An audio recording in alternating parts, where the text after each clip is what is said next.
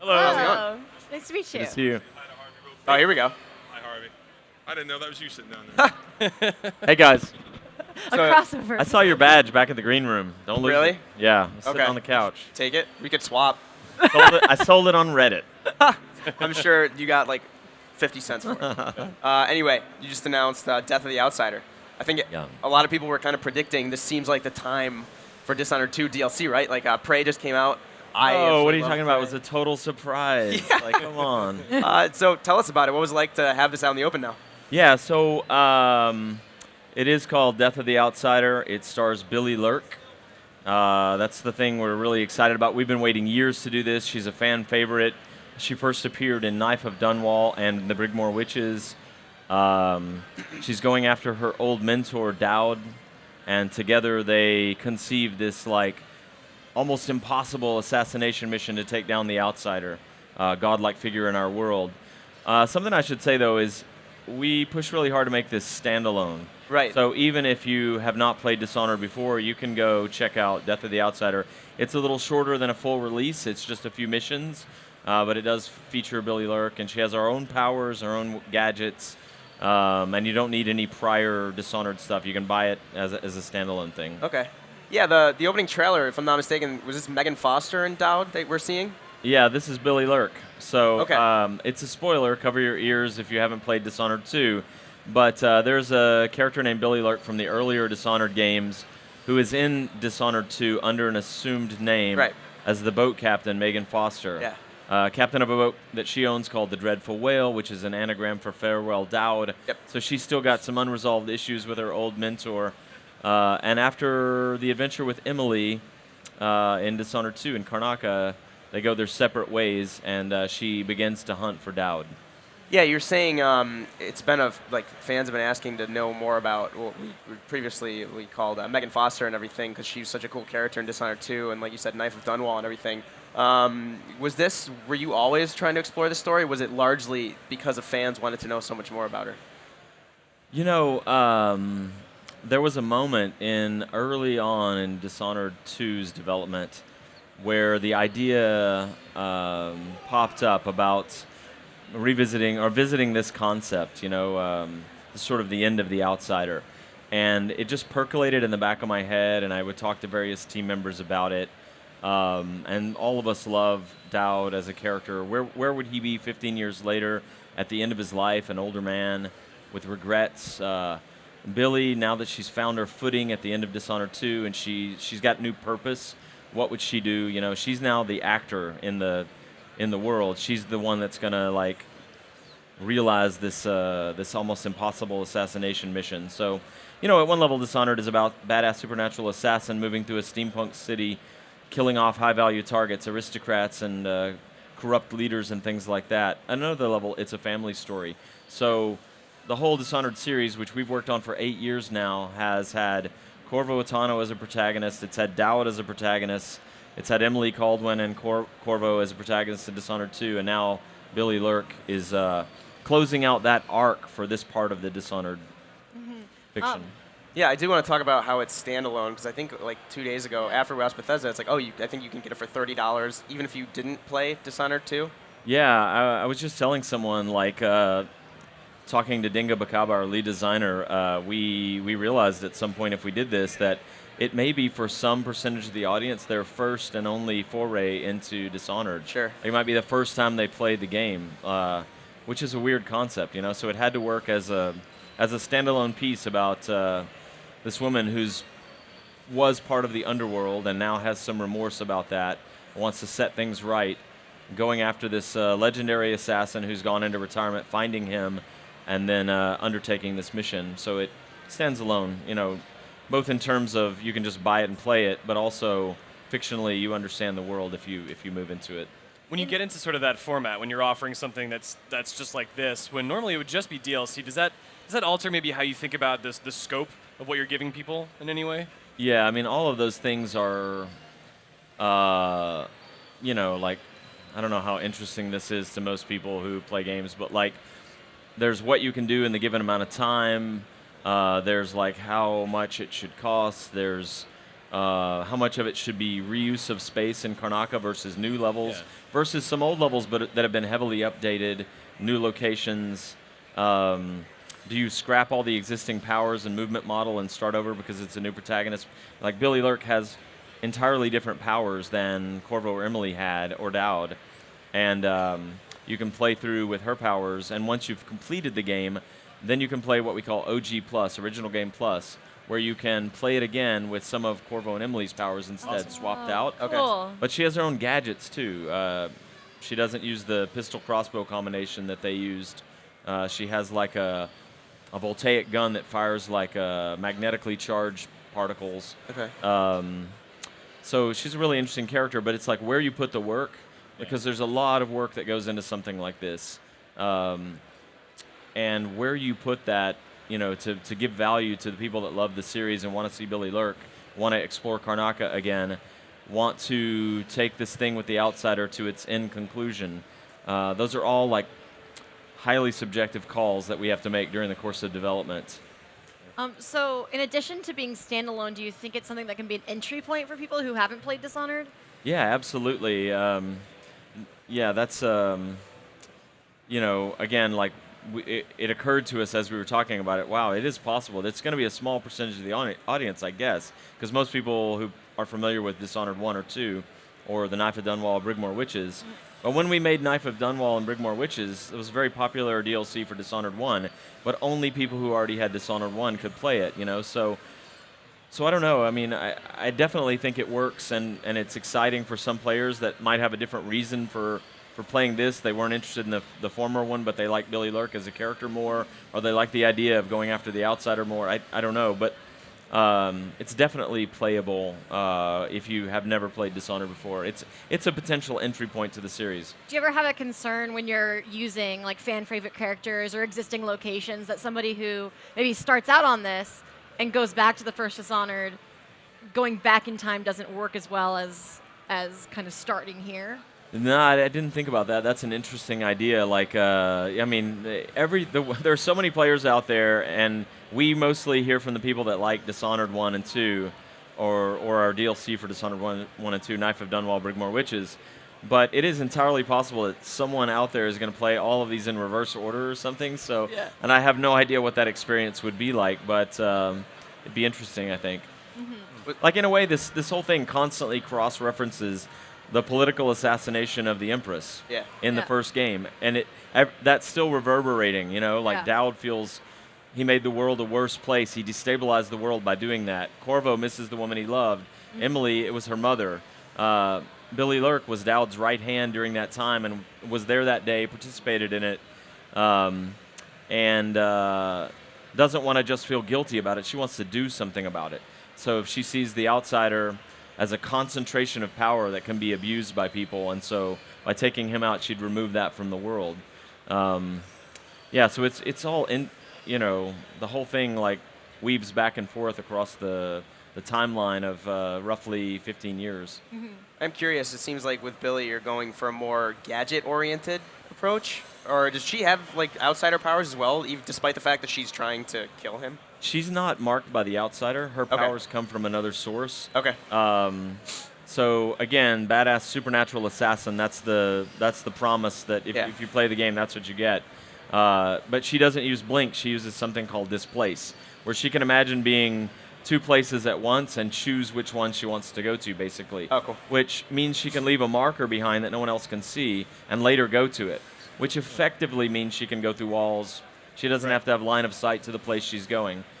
She also has a power called Void Strike that she can charge up.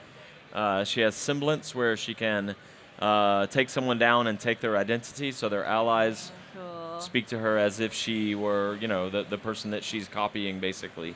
And then she has a talisman she's carried, presumably, we say she was a teenage girl, given to her by her friend Deirdre, that allows her to hear the thoughts of rats.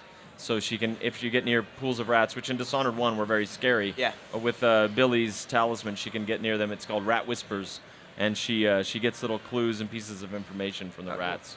So yeah, she has supernatural powers, but they come from artifacts. Okay. She has the sword that was originally used to sacrifice the Outsider. She has an arm made up of void particles. She has an eye called a sliver of the eye that is a big chunk of the eye of the divinity that existed before the outsider to get super nerdy on you.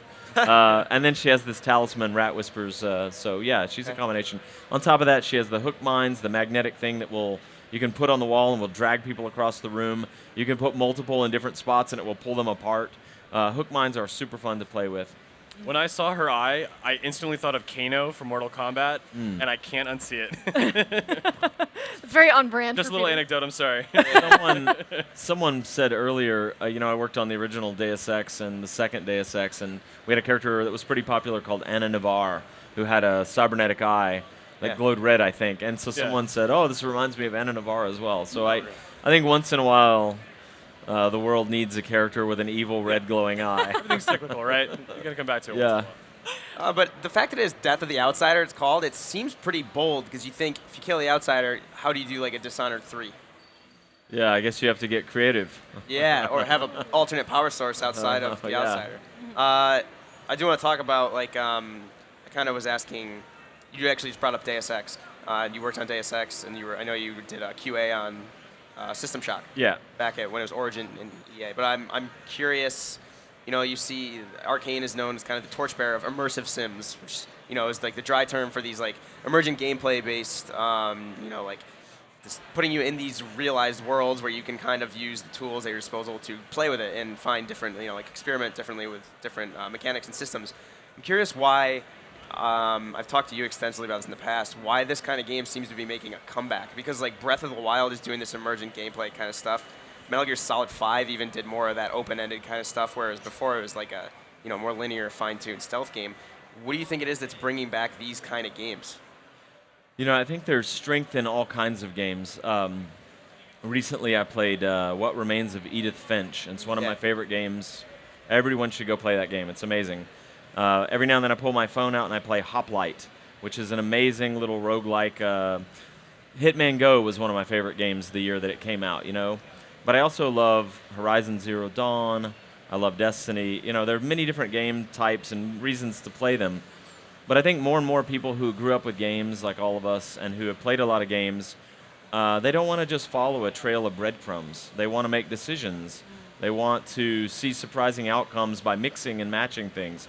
So on the indie scene, you have things like Terraria, but even in the very high-end commercial market, big games with lots of heavy art and that take a long time to make and are big in scope. You have people experimenting in the Dishonored games or the Prey games. Breath of the Wild's a good example. The video everybody shared where he grabs the goose and goes after the giant, and then the giant hits the goose and all the other geese show up and attack or whatever. Yeah. I mean, that was fantastic. I played Prey as they were hitting alpha. That's a team that I didn't work with. It was in Austin, but it came back to Austin, and I played 2 playthroughs back-to-back, about 70 hours of Prey around alpha. I gave them lots of notes, and the first playthrough I did all human skills, like engineer and things like that. I did no psi powers. The second one I did only psi powers, just to really see the difference. And it took me about 70 hours to do those 2 playthroughs. And I swear, I told Rafael Colantonio, my dear friend, the creative director, and Ricardo Bear, and Susan Kath, our producer, or Bannister, Kath Bannister now. I was talking to them, and I told them that, one of my favorite moments in a game ever in the history of my playing games, 23 years in the industry, in my top 100 moments was a moment in Prey where, as the first playthrough where I didn't use any psi powers, I felt very secure because I had a lot of engineering skill, and whenever I would find a turret, I would put it in place, I would upgrade it, I'd put it in the right position. I'd hear it in the background killing Typhons, the aliens, as they came in. And so I was in this reactor room behind this shielded glass, rebooting the reactor, which creates this huge storm of energy outside the room. But I had 4 turrets set up, and so anytime anything would come in, it'd just get mowed down. I felt very powerful. Mm-hmm. But as I rebooted the reactor, 2 technopaths come into the area responding to the disturbance, and they just have these systemic rules where if they get near some of the operators, the little robotic floaty things, or the turrets, they dominate them. That's their nature they're connected to machines. And so the 2 technopaths flew into the area, they flew by my turrets, they sucked up all 4 of the turrets. So the 2 technopaths are now flying around with these turrets serving them in orbit around them, firing at me. Gee. And that's a situation I created through my agency, through my play of the game, just a rules interaction. And it worked against me, right? But I still loved it because I was like, oh my God, that makes sense. I get why this happened.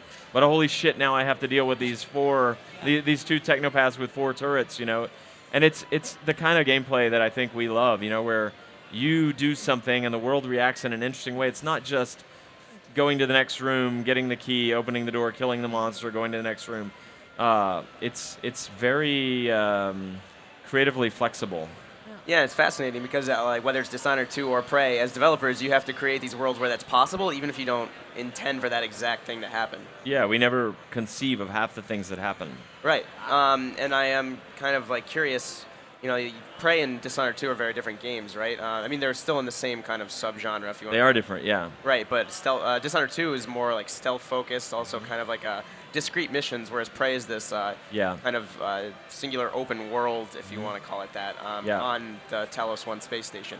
What is it like seeing Arkane Austin, which is separate from your studio in Lyon where you worked on Dishonored 2? What's it like seeing them do such a kind of a new thing that I know you said Rafael Colantonio had been wanting to do that for a long time? Yeah, it's a total pleasure because very few studios specialize in the kind of games that we make. And so Raph and those guys making Prey basically meant that the kind of game that I love just emerged for me to play at some point, because I was head down on Dishonored 2 with the team in Lyon who worked very hard. Many of them worked on Dishonored 1, but they exclusively did Dishonored 2 with me. I was living in France, and now they've done, I moved back halfway through the Death of the Outsider, and I've been working with them remotely, so they are also responsible for Death of the Outsider. So we were head down on that, and we just only play Prey once in a while to give them a little feedback. But then by the time I moved back to Austin, and they needed feedback around Alpha Beta near the end of the project, it was just a sheer pleasure, to be able to jump in and play this kind of game that I love so much that just seemingly fell out of the sky to me, so it was really great. Yeah. You said, there's room for all different kinds of games in the industry, but do you see this kind of immersive sim game becoming bigger from here on out with Prey and Dishonored 2? And like I said, these other properties are kind of using this kind of gameplay?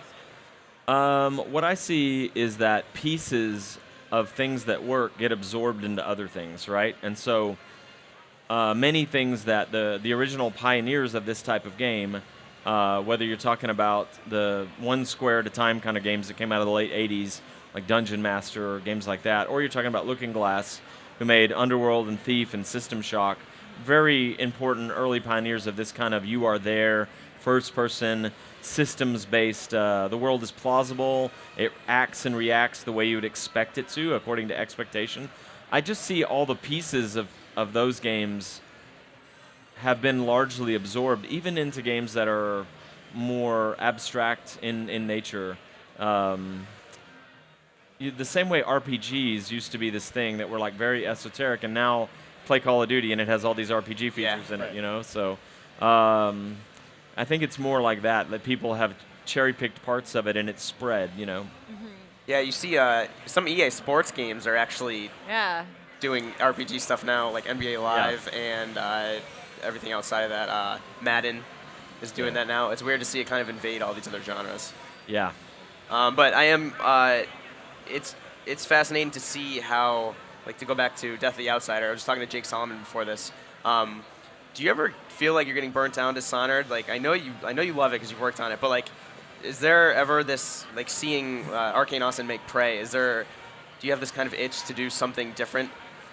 Yeah, I mean, I've worked on Dishonored games for 8 years now.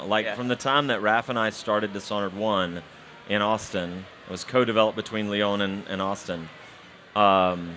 Through Dishonored 1, Knife of Dunwall, Brigmore Witches, Dishonored 2 with Emily and Corvo, and now with Billie Lurk and Death of the Outsider, and Dowd. That has been 8 years, and so I definitely am feeling that call to, what else is out there? What should I be exploring right now? But that said, we love our fans, we love our players, and it's been an amazing ride. It does feel like Death of the Outsider is the end of kind of an arc, not the end of Dishonored, but the end of an arc, Sure. like the event around the assassination of Jessamine Caldwin, and the Corvo, Emily, Dowd, Billy story. It does feel like closure to that, so. Right. Which also gives us creative latitude if we ever talk about new Dishonored stuff. I don't know. Yeah. Yeah. I do kind of want to get your take on the rest of the conference, unless you guys had any other Death of the Outsider questions. That seems pretty well covered, yeah, but Yeah, there's so that's- much here. That's Yeah, what I was curious about Yeah. is what you thought of what you've seen here. I haven't seen much, actually. I went to the Bethesda showcase, so believe it or not, we don't see some of that stuff. So I had never seen the Wolfenstein trailer, which blew me away. Yeah. I had never Oh. seen the Evil Within with the amazing cover of the Duran Duran song "Ordinary World" Yep. way back. But I was blown away by that stuff. It's very cool. I've been part of a publisher off and on through my 23-year career. But I have to say, this is the first time you just look around at all the other studios and you're just like intimidated, humbled, amazed at the things your peers are working on, whether it's the Fallout games or the Elder Scrolls bringing Morrowind to the MMO, the guys at Machine Games working on Wolfenstein. It's all cool, and we got lots of feedback from them on Death of the Outsider and Billie Lurk as a character. But that said, also walking around, I'm aware of what's here or what people are talking about, and you mentioned Jake Solomon. Like, Yeah. I'm super excited about the new XCOM stuff. Yeah. I hope that's really good. I want to Yep. play that. There's new content coming for Horizon Zero Dawn, I think. Yeah. I'm Yep. so excited about that. Yep. Tacoma is something I'm watching because I Oh, love yeah. Gone Home and the guys that worked on that. So, I mean, it's overwhelming because especially when you guys, you're working. Well, your view is probably more transversal of everything. Mine is much more head down talking about Billie Lurk and Dowd and the Yeah. Death of the Outsider. So a lot of it for me is watching the videos later when I get back to the hotel room and I'm just wiped out and exhausted. I'm in a bathrobe and I'm watching. That's my evening, by the way. Like, Yeah, that's Yeah. what it sounds like. Yeah. Everybody. Sounds about right. What about the Xbox One X? I guess that's like a thing. I've kind of been asking anytime I get the chance to chat with a developer this week. I'm asking what they kind of think of this new console cycle, if you want to call it, that's moving toward more like the PC side of things. From your perspective as a developer, does that change how you think about development at all? I have a developer's view of that. In that more power is always better. Yeah. But at the same time, it's also requires more support and backward support and all that, and it's a little more complicated. But I think in general, we'll see how the players respond to it. But I'm generally very optimistic about it. Yeah. Like all the things that are being brought to it, I know I'll get one. I'm excited. I have Yeah. a PS4 at home also, and I have a high-end PC. So it's all good. And I haven't bought a Switch yet, but I want to buy a Switch. So. Yeah. But I'm probably anomalous in that I don't feel compelled to pick one and go with it. I'm always straddling two or three. Last time for me it was probably PC, iPhone, and Xbox 360, and this time I've spent a lot of time on my PS4 and my PC. Yeah. I've actually been disappointed with the mobile games lately. Like, it feels like we went through a period of time where mobile games were really exciting. Yeah. And nothing's really caught my attention lately. I don't know. Maybe that'll change soon. But Yeah, you mentioned like Hitman Go and like Yeah, what was it, that's Lara right. Croft? Go Lara was Croft another Go one? was great too, but Yeah. since then there hasn't been. Yeah, you're right. Now that I think about it, there hasn't really been like a. I mean, discoverability is strong. such a challenge on mobile. Yeah. there you go. Yeah. I mean, like, it's great that more and more people can make games. Tools are more free form. Everything's out there. You can just put it up or whatever. But it doesn't help anybody if it's just instantly lost in a massive sea of uncurated content or whatever, So I'm glad that's not my problem to solve. That sounds like a very hard problem. But Yeah. I do want to ask while it's kind of like we're on a stream right now, and Jake Solomon is saying whenever he's playing a game, he almost always has a stream up, then he's looking at his phone and everything. And then with the kind of games you make, they reward experimentation, and you find out things that you could do, like you mentioned the chicken in Breath of the Wild, the cuckoo, whatever they're called. Yeah. Like finding things like that you didn't know could happen. It's funny that the kind of games you make seem almost tailor-made for like these YouTube videos that come out, or like the streamer to find something crazy. Like, does that affect how you see your games in the aftermath? Like, I know I was talking to you before, like what it's like to see people playing Dishonored on YouTube like the next day and like doing things that you didn't even consider. yeah, I mean, that phenomenon is really fantastic. And I've told the story before about how at the end of Dishonored 1, long before Death of the Outsider and the Billie Lurk conclusion and all that, we had just finished Dishonored 1 and we were working on Knife of Dunwall or something, I think, or a patch. Actually, it was earlier than that. We were working on a patch or something.